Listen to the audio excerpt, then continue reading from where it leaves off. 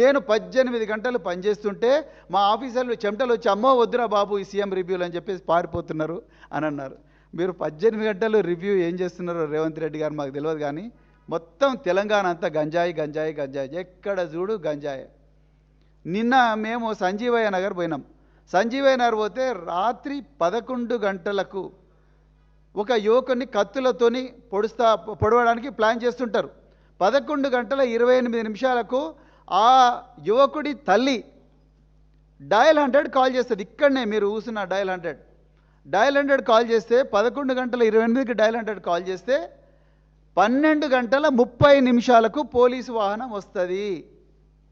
అయ్యా రేవంత్ రెడ్డి గారు, ఇది మీ పాలనలో జరుగుతున్నది, మీరే హోంమంత్రి రాష్ట్రానికి.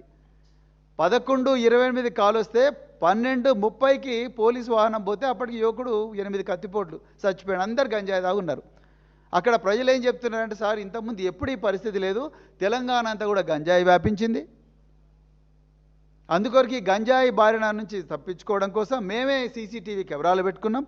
వీళ్ళు గంజాయి తాగిన వాళ్ళందరూ అటు సీసీటీవీ కెమెరాలను ధ్వంసం చేస్తున్నారు, మా అమ్మాయిలను చెడాయిస్తున్నారు అని చెప్తా ఉన్నారు.